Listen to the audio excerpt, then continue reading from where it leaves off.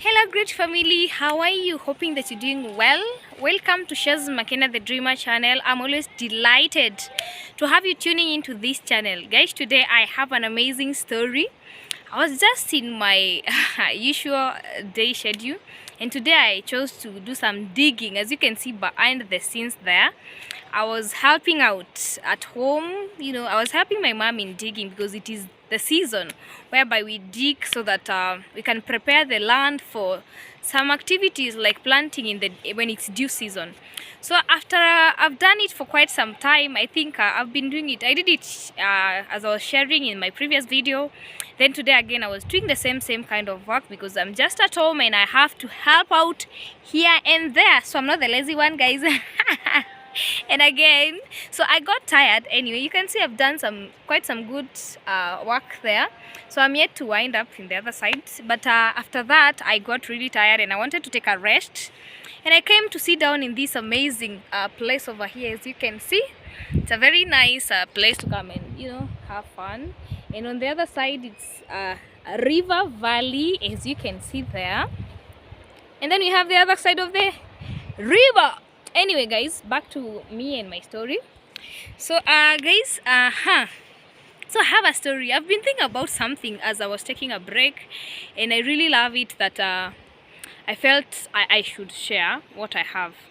It was 10 years ago when I completed my primary school level, and you understand, I understand by then I was a 13 years old, and it's the first time that I fell in love. I knew there was something like love. I knew that someone can really love some other person that is the opposite gender. So my mom was a tough one, and she wouldn't allow you to venture into such kind of relationship if she was aware. You'd really receive the kind of msomo and teaching talk, and a really tough talk that would really piss you off and maybe teach you and make you avoid such kind of relationship. So this is what I used to do. So after we closed our schools, I didn't want to always be around my mom because there is what I wanted. After I realized that I am really falling in love with somebody, I was like, okay, you don't have to be always close to your mom because she's always a barrier. She don't want you to get into this kind of a relationship. So what do? I used to take a break, and I used to go to my grandma's place to enjoy the holiday from there, and after then come back home, because at my granny's place anyway no one is going to really bother me and my my stories and my relationship. And that is when I came to realize, and I came to see that life is different. Like away from mom there is kind of a freedom, and again no one is there to really hook you up and down, follow you up and down, and know where you are, what you're doing. So there is that kind of freedom. So I was ready to do whatever I want to do, and thank God, I don't know who to thank here, but thank God anyway. I get to find a guy that I really was looking for, in terms of the dream kind of a husband that I had then in mind. 10 years ago, I used to ask myself, what kind of a husband do you want? Imagine I'm 13 years old and I'm looking for a husband.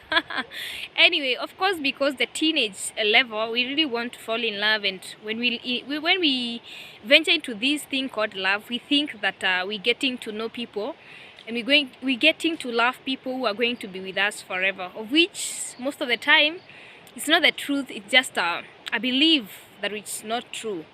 So I met a guy that was fitting my qualities. Which were these qualities that I had in mind? I wanted a light skin, guys. I really loved light skin guys by then.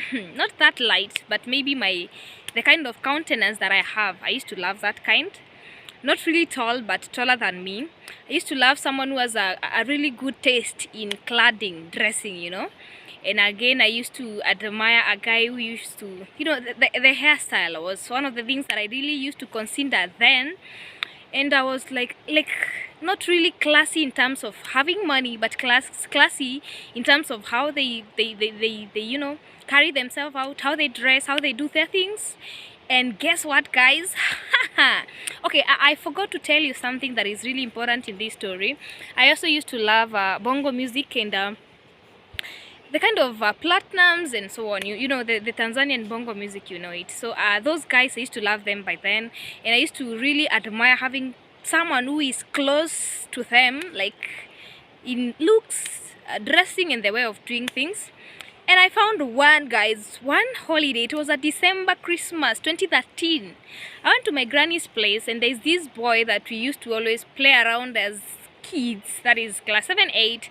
And we, okay, sorry if you're going to see this, my dear friend, that I have to share because it has just come into my mind. I want to really tell you the kind of husband and the dream husband that I had 10 years ago. So I found this great and amazing guy, so cute, so amazing, fitting into my qualities. Tall, taller than me, that is. You know, my tall and dark is different. Okay, my tall and countenance is different from yours. So he was tall according to me because he was taller than me. And then his countenance, guys, more, okay, he was more light-skinned than me by then. And I loved it. And then the dressing, guys, oh, that guy used to dress by then. The kind of dressing that I wanted. Do you know the kind of dressing that I wanted then? That's the ragged trousers, you know, a t-shirt and a cape, you know, and you know, just there's some kind of taste that I had, and the guy was fitting into that exact kind that I wanted. So I loved him. But I didn't want to show him that I was in love with him. So we used to, you know, we had spent some time together, remember, because I used to go there for holidays since I was a young girl. So we had got to know each other in terms of who he is, where he's grown up, the kind of person he is. I knew, let's say, quite a little about him. Not that much because I didn't know about his personality or the things that I would consider in a man right now. But whatever I wanted to see in him, it was there, so available. So I really loved him. And one day he came approaching me. Kumbe, the guy was also interested in me, only that. I don't know why he was scared of me, but one day he just proposed and he was like, Shaz, I love you and I like who you are and I want to have you as my girlfriend. Oh, it was the best day ever. Oh, first things first, so we really got to talk. We used to spend some time together walking around the grandma's place. Remember, my mom is not there, so no one is there to really, you know, check me out where I am and what I'm doing. So we used to really spend some good time with that guy, and I was really glad that I got the kind of person that I wanted. But I really okay, I'm happy about it because I'm trying to consider the things that I used to love then about the kind of man I wanted then and the kind of man that I want right now. There's a really big difference. That is why I'm really kind of laughing here and there. Yeah, anyways, we got to fall in love. We dated from 2013 to 2016, and I know you want to know what happened before we broke up. And I want to apologize to him if he's really going to get to watch this video because simuaniki, but I want to share for the good of those who might be experiencing whatever I experienced then. So we really used to spend time together. Whenever I'm in either short or long holidays, I always wanted to be there. We shared contacts. He had a phone. I didn't have one, but I gave him my mom's number. And remember, my mom is a tough one. So whenever he called, I used to pick my mama's phone and run around a kilometer from home and tell mom, I want to talk to uncle somebody. Little did she know that I'm talking to someone else who is not uncle. So anyway, so we used to share. During holidays, we just go and meet and, you know, walk around. But then I knew little about the much intimacy that people always want to have in relationship, especially our generation. So I just wanted the moments of being together, talking, having fun. If he has somewhere to go, I just take him. If I want to go somewhere, he just takes me. We just talk and talk. You understand those long talks whenever you're together, those long, you know, all those things, we did them. Oh, so we did all that. But one day things got tougher. So he requested for something that I was not ready for by then. And one thing I want to tell this generation that are really rushing into this thing called love, before you get to fall in love, ask yourself, what do I want? Am I ready for marriage? What do I want with my life? Am I just getting into love someone because I want to have sex with them? Am I ready for that?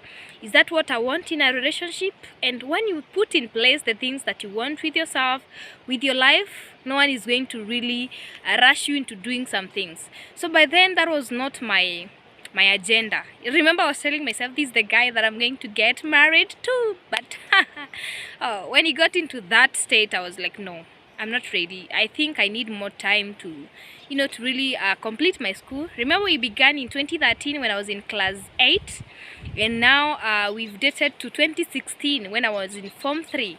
And that is when he was like, we really need to get into that kind of intimacy. And I was like, okay, I would love to, but no, it's kind of too early. Can I just even complete my Form 4 and probably go to university so that we can build this big house? I had dreams, by the way. I really used to have big dreams for us. I used to tell him how we're going to build big houses, how we're going to, live a classic life. So I used to tell him, let's just study and achieve those goals. After that, we can have a family. We can do all we want to do with our lives. But I think he was not ready for that. And as for me, that was my dream. That was my dream life, kind of. So I wanted to really achieve a lot in life and be a blessing to my mom. Actually, one thing that motivates me as at now and even before and as at then actually, I'm raised by a single mother and I'm always looking forward to be a blessing to my mom.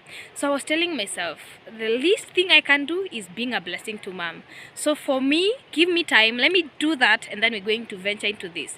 The guy was not ready for that, so we broke up. That was the end of the whole story. We just broke up because I was not ready for that kind of intimacy. It was painful, by the way. Okay, I'm saying it jokingly, but by then it was painful. Okay, I lost someone that I thought I loved so much, that I thought we're going to spend the rest of our lives together. But anyway, I lost him. And I was like, anyway, I have dreams. There are things that I want to achieve. There are levels I want to go to. I really have to go into those levels, and I also believe in God that I'm going to also get and meet another nice and amazing guy. So what do I want to share from all this short story? That whatever you want with your life, first of all, run after your dreams. Be ready to do things when you feel ready for them and when you feel you've achieved that which you want to achieve in your life.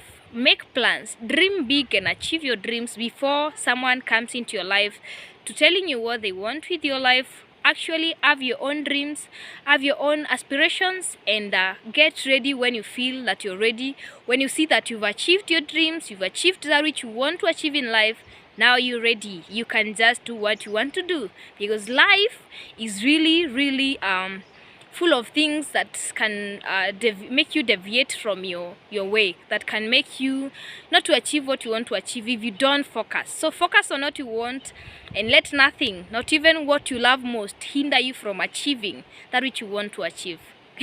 Thank you very much for tuning in. I think it was a nice break. Allow me to go and continue with my digging because I want to be a blessing to my mom.